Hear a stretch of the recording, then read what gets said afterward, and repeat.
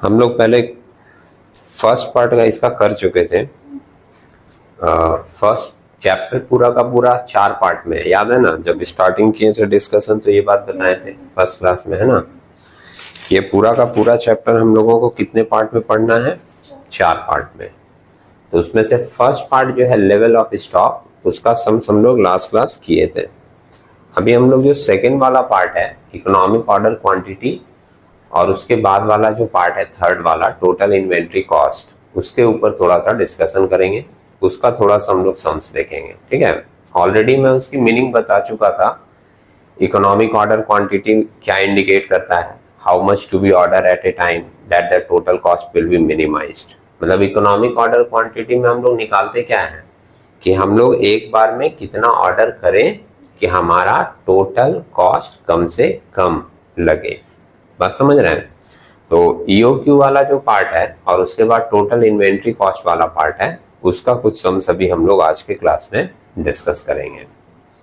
ये question number 10 जो है मटेरियल का, वो एक बार निकाल के देखना। ये क्वेश्चन छोटा सा है बट एक बार एग्जाम में भी आया था बहुत साल पहले 1995 में, समझे? और यहीं से स्टार्ट करेंगे हम लोग, फिर धीरे धीरे स्टेप वाइज आगे बढ़ेंगे सम्स में। मिला सभी को ये क्वेश्चन? ओके। देखना एक बार इंफॉर्मेशन क्या दिया है सम्स में। A manufacturer uses 75,000 units of a particular material per year।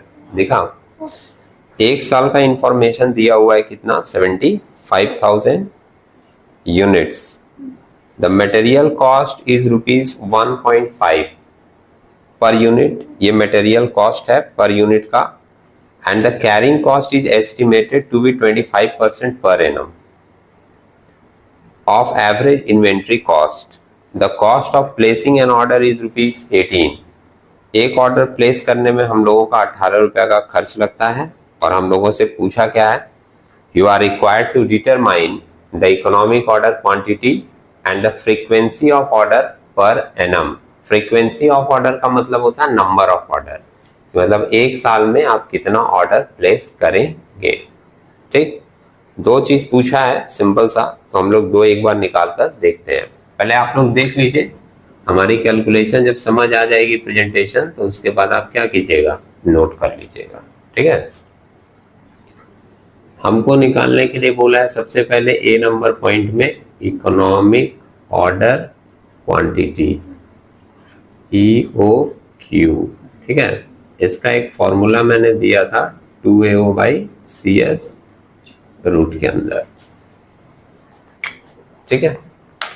जब भी ये बात ध्यान में रखिएगा, जब भी कोई भी फॉर्मूलाज वगैरह शॉर्ट में प्रेजेंट किया जाता है तो उसका फुल डिटेल मेंशन करना जरूरी होता है। बात समझे? जैसे मैंने लिखा है 2AO/CS, तुमको यहाँ इंडिकेट करना पड़ेगा A क्या रिप्रेजेंट कर रहा है, O क्या रिप्रेजेंट कर रहा है, C क्या रिप्रेजेंट कर रहा है, S क्या रिप्रेजेंट कर रहा है। समझ रहे हैं? क्योंकि ऐसा हो सकता है कि कोई दूसरे बुक वाले या कोई दूसरे टीचर इसी चीज को दूसरे वर्ड से इंडिकेट करें।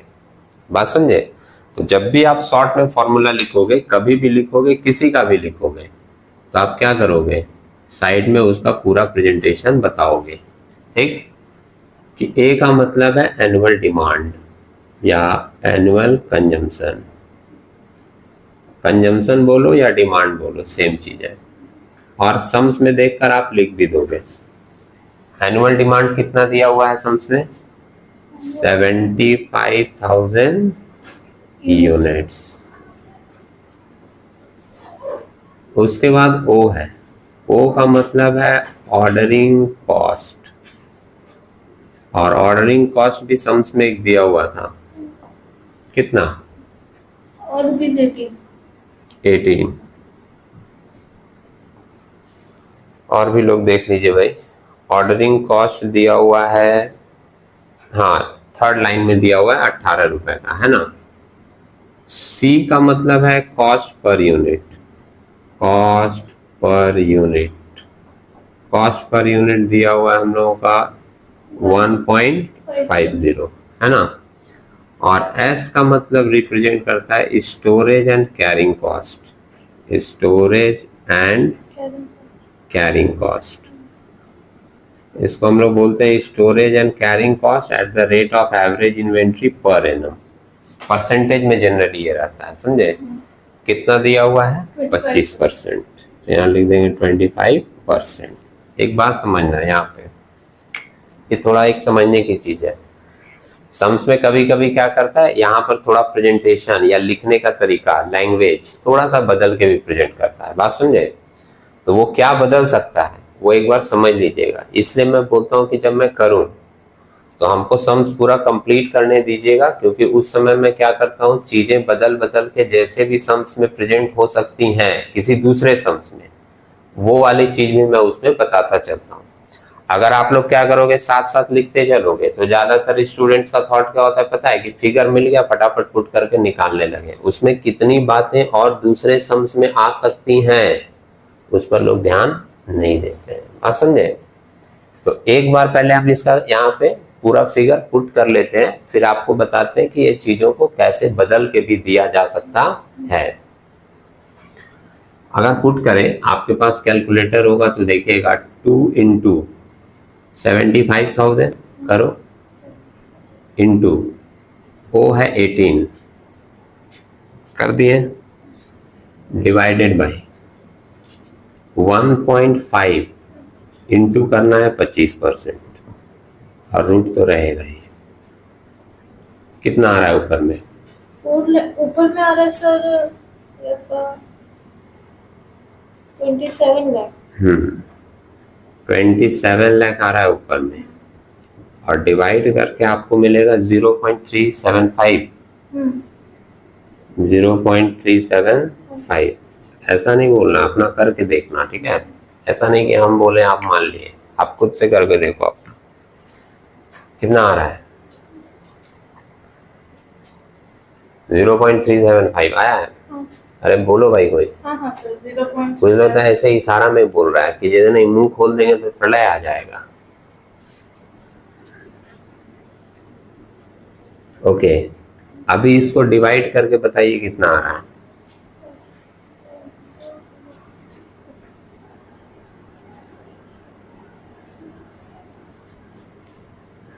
कितना है डिवाइड करके? सर 72 लाख आ रहा है। 72 लाख। हाँ। और आया किसी का? जो इशारे में बोल रहे हैं वो लोग भी बोल दीजिए। 72 लाख आ रहा है। अब उसका रूट निकालो कितना आ रहा है, रूट करके।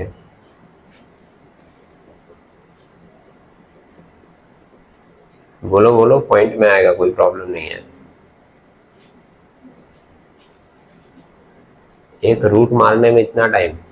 Sir 2683 point. ओके, हाँ तो पॉइंट हटा दे रहे हैं, 0.2 है तो 2683 ये लिख दे रहे हैं यूनिट्स, समझ रहे हैं? 0.2 आया है, पॉइंट को इग्नोर कर दिए, ठीक? अब यहाँ पे जो एक दो बातें हैं उसको समझ लीजिए ध्यान से। कभी कभी क्या होता है सम्स में कि ये जो हम लोग सी और एस लिख रहे हैं ना, ऐसे सी मतलब कॉस्ट पर यूनिट और एस मतलब स्टोरेज कॉस्ट, ये ₹1.50 और 25%। आपको सम्स का लैंग्वेज जो है ना ध्यान से पढ़ना होगा। उसमें कभी कभी क्या होता है, ये दोनों को एडजस्ट करके ही वैल्यू दे देता है, समझे? जैसे इन दोनों को एडजस्ट करके 1.5 इंटू 25%, इसको एडजस्ट करके आपको कितना मिला? 0.375 मिल रहा है ना। तो सम्स कभी कभी आप लोग केयरफुली पढ़िएगा, वो क्या करता है कि कॉस्ट पर यूनिट और स्टोरेज एंड कैरिंग कॉस्ट अलग अलग नहीं देकर वो क्या करता है, दोनों को एडजस्ट करके उसका एडजस्टेड फिगर सम्स में दे देता है। तो हम लोगों को ये समझ के रखना है कि अगर एडजस्टेड फिगर दिया तो हम लोग क्या करेंगे, डायरेक्ट पुट कर देंगे, वहां पर कोई कंफ्यूजन वाली बात नहीं होनी चाहिए, ठीक है? और ये जो 2683 निकला, ये क्या निकला हम लोगों का? इकोनॉमिक ऑर्डर क्वांटिटी, जो कि इंडिकेट करता है कि इस कंपनी का एक साल का रिक्वायरमेंट है 75,000, लेकिन वो ऑर्डर कितना कितना करके करेगा, कितना करके क्वांटिटी परचेस करेगा? 2683, क्योंकि 2683 क्वांटिटी परचेस करने पर ही उसका टोटल कॉस्ट मिनिमाइज्ड होगा, बात समझे? अब खुद से सोच के देखो कि अगर वो 2683 यूनिट्स करके परचेस करे तो उसको तो साल भर में 75,000 यूनिट्स खरीदना है ना, तो कितनी बार उसको ऑर्डर भेजना पड़ेगा।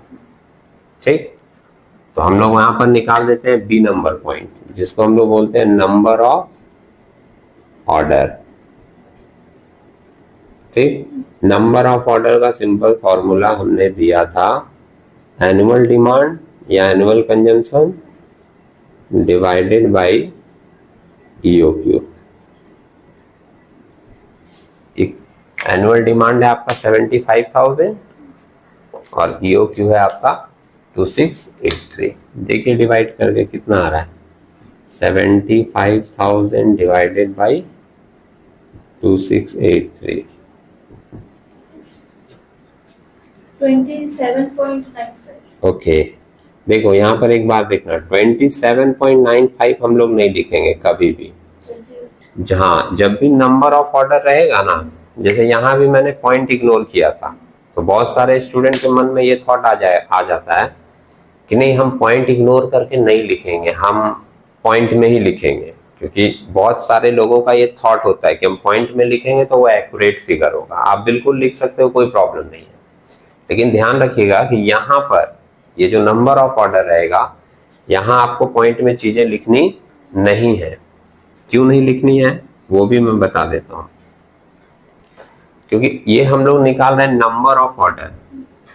अब ऑर्डर जो है ना फ्रैक्शन में नहीं भेज सकते, जैसे 27.5 ऑर्डर भेजेंगे, ऐसा होगा क्या? नहीं।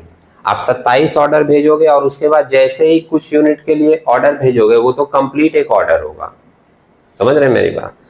इसलिए नंबर ऑफ ऑर्डर में कभी भी हम लोग पॉइंट नहीं लिखते, हम पूरा का पूरा लिखेंगे 28 ऑर्डर। समझ रहे हैं? 28 ऑर्डर्स। समझे? नंबर ऑफ ऑर्डर में कभी भी पॉइंट में आया, थोड़ा भी पॉइंट में आया, ऐसा नहीं कि 27.9 आया है तभी हम 28 लिख रहे हैं। अगर वो 27.2 भी आता तो भी हम 28 लिखते हैं। समझे? जैसे ही थोड़ा सा भी पॉइंट बढ़ेगा, आपको समझ लेना है कि वो कुछ यूनिट आपको मंगवाना ही है, और कुछ यूनिट मंगवाने के लिए भी आपको एक ऑर्डर प्लेस करना ही पड़ेगा। इसलिए आपका ऑर्डर क्या होगा? बढ़ जाएगा। समझ रहे हैं मेरी बात? जैसे हम लोगों का EOQ है 2683 यूनिट्स, तो हम लोग इतना इतना करके मंगाएंगे, लेकिन लास्ट में मान लो 100 यूनिट बच गया, तो 100 यूनिट मंगवाने के लिए भी तो हमको एक ऑर्डर भेजना पड़ेगा। इसलिए ऑर्डर जब भी होगा ना कंप्लीट में होगा, और वो पॉइंट में थोड़ा भी अगर बढ़ा, 0.2 भी आया, 0.3 भी आया, 0.1 भी आया, तो वहां वो मैथमेटिकल वाला थॉट अप्लाई नहीं करना है कि 5 के नीचे है तो कम लिखेंगे, 5 के ऊपर है तो ज्यादा लिखेंगे। यहाँ जैसे ही पॉइंट में आया आपको बढ़ा के ही लिखना है। बात समझ में आई? इसलिए ये बात भी ध्यान में रखिएगा कि हर बात हर जगह लागू भी नहीं होती है। हम लोग जो चीज एकदम माइंड में फिक्स करके रखते हैं ना, रिजिड, वो भी बहुत जगह पर क्या हो जाता है? चेंज हो जाता है। समझे? ओके, ये क्वेश्चन था 10 नंबर, जो कि 1995 में भी आया हुआ है। इसके बाद हम लोग एक 11 नंबर क्वेश्चन देखते हैं। 11 नंबर में क्या ना, एक चीज और एक्स्ट्रा पूछा है, तो वो भी आप लोग देख लो। उसके बाद साथ साथ क्या करना, दोनों सम्स बना लेना। सुने? और आपको 11 नंबर करने के लिए इतना समझाना भी नहीं पड़ेगा, क्योंकि आपने बहुत सारी चीजें ऑलरेडी देख ली हैं। तो मैं इसको सिर्फ कैलकुलेशन पुट करूंगा और आपको चीजें समझ में आ जाएंगी। देखो एक बार सम्स का इंफॉर्मेशन देख लेते हैं। लिखा है annual demand for an item is 3200 units. मिला? तो एक साल का कंजम्पशन दे दिया है। उसके बाद the unit cost is ₹6 and the inventory carrying charges are 25% per annum। दिख रहा है? इंफॉर्मेशन सब साफ साफ है। If the cost of one procurement is ₹150, ये cost of one procurement, ये क्या है पता है? Ordering cost. जैसे पिछले सम्स में साफ साफ बोल दिया था कि cost of placing an order, इसमें बोला है cost of one procurement. Same meaning है। ये दिया एक ऑर्डर का खर्चा कितना, 150 रुपया, और इसमें आपसे 3 चीजों को निकालने के लिए बोला है। Number 1 economic order quantity, number 2 number of order per year, जो दोनों चीज आप यहाँ पर देख चुके हो, और तीसरा बोला है टाइम बिटवीन 2 कॉन्सेक्यूटिव ऑर्डर। इसमें यह भी बोला है कि एक ऑर्डर से दूसरे ऑर्डर को भेजने में कितने रुपए का एक ऑर्डर से दूसरे ऑर्डर को भेजने में कितने समय का टाइम गैप होगा, टाइम बिटवीन 2 कॉन्सेक्यूटिव ऑर्डर। ठीक है, देख लेते हैं हम लोग क्वेश्चन नंबर 11। देखो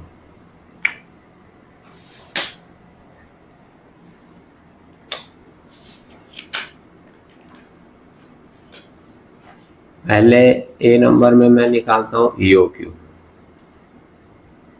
फॉर्मूला वही है 2AO बाई CS। ठीक है, यहां पर हम पूरा डिटेल नहीं लिख रहे हैं। हाँ, आप लोग तो समझ गए ना कि क्या लिखना है। Where A equal to annual demand, वो लिख लीजिएगा फुल फॉर्म। हम लोग यहाँ लिख दे रहे हैं 3200 यूनिट्स, इतना ही दिया है ना। O equal to ordering cost, cost of one procurement 150 दिया था शायद, है ना। C इक्वल टू कितना दिया है? C है सर यूनिट कॉस्ट 6 रुपया ना। और S storage and carrying cost 25%। मिल गया सारा इंफॉर्मेशन, पुट कर दें, कीजिए। अच्छा, ये मैं यहाँ रूट ओवर नहीं लिखा था भाई। 2 इंटू करो 3200 इंटू 150,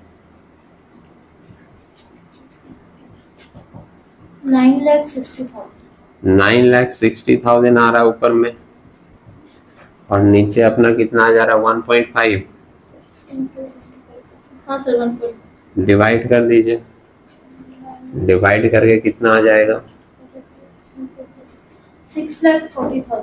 6,40,000 को रूट ओवर मार दीजिए।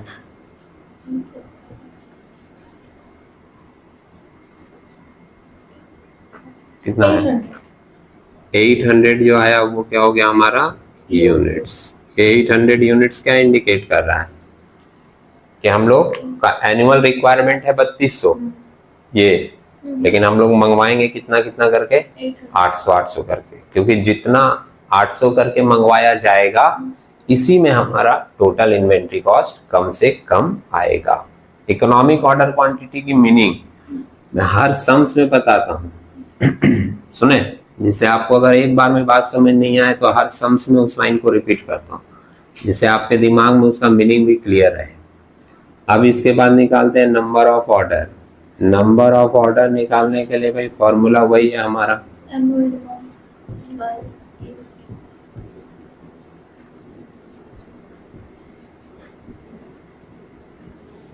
बाई EOQ कर दीजिए। EOQ को हम लोग ROQ भी बोलते हैं, रीऑर्डर क्वांटिटी। एनुअल डिमांड है 3200 डिवाइडेड बाई 800 यूनिट्स, कितना आया? 4। ये 4 जो आ रहा है ये ऑर्डर है, माने एक साल में हमको 4 ऑर्डर भेजना पड़ेगा। उसके बाद C नंबर पॉइंट इसमें एक पूछ दिया है, time between 2 consecutive order. 2 order के बीच में, 2 ऑर्डर के बीच में कितने समय का टाइम गैप होगा। बात समझे?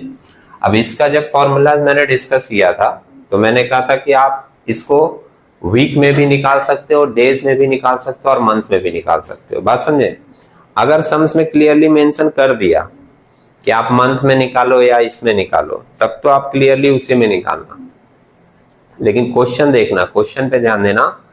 3 नंबर पॉइंट में बोला टाइम बिटवीन 2 कॉन्सेक्यूटिव ऑर्डर, वहां मेंशन नहीं किया है कि इन मंथ निकालो या इन डेज निकालो या इन वीक निकालो। बात समझे? तो हम लोग क्या करेंगे, तीनों में निकाल देंगे। बहुत सिंपल सा फॉर्मूला है। अगर 12 लिखेंगे तो मंथ में आएगा। बात समझे? पहले देख लीजिए, यहाँ पर 52 लिखोगे तो वीक में आएगा। एक साल में 52 वीक होता है। और 365 लिखोगे तो डेज में आएगा। सुने, और इसको डिवाइड करते हैं नंबर ऑफ ऑर्डर से, नंबर ऑफ ऑर्डर से। तो 12, 52 या 365 को डिवाइड कर देंगे 4 से, नंबर ऑफ ऑर्डर दिख रहा है, तो हमारा आएगा 3 मंथ्स, है ना। और 52 से करेंगे तो 13 वीक्स, और डेज में करेंगे तो 92 डेज या 91 भी आ सकता है। 91.25 आ रहा था। हाँ ठीक है, कोई प्रॉब्लम नहीं है, 92 भी आ सकता है, 91 भी आ सकता है। जनरली देखो तीनों का मीनिंग तो सेम ही है। 3 महीना में हम लोगों का 13 वीक ही होता है, समझे। 4 वीक का एक मंथ होता है ना, किसी किसी मंथ में 5 वीक आ जाता है। और या फिर 91 या 92 डेज आएगा, सुने। तो एक दिन का हेर फेर हो सकता है, उसमें कोई प्रॉब्लम नहीं है। और एक बात और समझिएगा, जैसे मान लो आपके मन में आया कि ये तो जब सम्स में कुछ मेंशन नहीं किया है तो हम लोग किसी एक में भी निकाल सकते हैं, बिल्कुल निकाल सकते हैं। लेकिन होता क्या ना, कॉपी चेक करने के बाद या कॉपी चेक करने के समय बहुत सारे टीचर लोगों का अपना अपना ओपिनियन होता है। कुछ लोग बोल रहे हैं कि कुछ नहीं लिखा है तो डेज में निकालना होगा, कुछ लोगों का ओपिनियन होगा कुछ नहीं लिखा है तो मंथ में निकालना होगा, कुछ लोगों का ओपिनियन है कुछ नहीं लिखा है तो सब में निकाल के दिखाएगा स्टूडेंट, तभी हम मार्क्स देंगे। बात समझ रहे हैं। तो जब ओपिनियन वेरी कर रहा है तो आप क्या करो, बिल्कुल भी रिस्क नहीं लेना है, समझे। आप लोग क्या कीजिए, तीनों में निकाल दीजिए। आपको जस्ट 2 वर्ड 3 वर्ड ही तो एक्स्ट्रा लिखना है, आप यहाँ तक तो लिखते ही, 2 और बढ़ा के लिख दीजिए। आप रिस्क जोन में हो ही नहीं। कॉपी चेक करने वाले को कुछ भी चाहिए, भैया मैंने सारा लिख दिया है, जो तुमको चाहिए वो देख के अपना चेक कर लो। बात समझे। तो ये दोनों क्वेश्चन आप लोगों को समझ में आई है। अभी ये दोनों पहले नोट कर लीजिए, उसके बाद फिर हम लोग क्या है थोड़ा आगे मूव करेंगे टोटल इन्वेंट्री कॉस्ट की तरफ, ठीक है। सर अब बोले ना नंबर ऑफ ऑर्डर्स पॉइंट पे नहीं लिखेंगे, नंबर ऑफ ऑर्डर्स। हाँ सर डेज में जैसे 91.25 आया तो ऐसे जरूरी है क्या? तो 91 लिख दीजिए अप्रॉक्स, या 92 लिख दीजिए अप्रॉक्स, समझे। अब जैसे यहाँ पर एक बात सोचो, कौन सा मंथ आ रहा है वो तो नहीं पता है ना, तो कभी कभी 2 महीना भी तो ऐसा हो जाता है जो 31 का होता है कि नहीं। जैसे जुलाई और अगस्त, दिसंबर और जनवरी, 31 का 2 महीना हो रहा है। तो अगर मान लीजिए 31 का 2 महीना है, सपोज करो नवंबर है, दिसंबर है और जनवरी है, तो वो जो तीनों महीने का तुम अगर डेज काउंट करोगे तो वो तो तीनों काउंट करके 92 होगा कि नहीं। लेकिन अगर मान लीजिए आपके पास में ये वाला मंथ आ रहा है 30, 39 और 31 वाला, तब तो आपके पास में कौन सा आएगा, 91 आएगा। 90 भी हो सकता है अगर आपके पास जनवरी फैब का महीना हो और मार्च का महीना हो। तो जैन 31 का होगा, फैब होगा 28 का और मार्च होगा 31 का, तो उस समय तो 90 डेज ही आएगा कि नहीं। तो कैलकुलेशन के समय में क्या होता है, कुछ चीजें फ्रैक्शन में आ सकती हैं। तो अगर मान लीजिए किसी का 91 आ रहा है, कोई 91 लिख दिया बच्चा, कोई 92 लिख दिया, तो एज ए टीचर और एज ए एग्जामिनर मेरे मन में तो ये थॉट नहीं आएगा कि नहीं हम काट देंगे, मेरे को 92 ही चाहिए, या इसका 91.2 आया है तो ये 91 क्यों लिखा, 92 लिखना चाहिए। ऐसा नहीं होना चाहिए। अगर कोई 91 लिखा है तो भी वो सही माना जाना चाहिए, 92 लिखा है तो भी उसका सही माना जाना चाहिए। मेरे हिसाब से ये होगा। एज ए एग्जामिनर और एज ए टीचर अगर मैं चेक करूंगा किसी कॉपी तो मैं 91 वाले को भी सही दूंगा, मैं 92 वाले को भी सही दूंगा। बात समझे। अब कोई पर्सन एकदम रिजिड होगा अपने थॉट पे कि नहीं यही लिखना होगा तभी हम मार्क्स देंगे, वो अलग बात हो जाएगी। बात समझे। ओके, नोट कर लीजिए फिर हम लोग आगे आते हैं।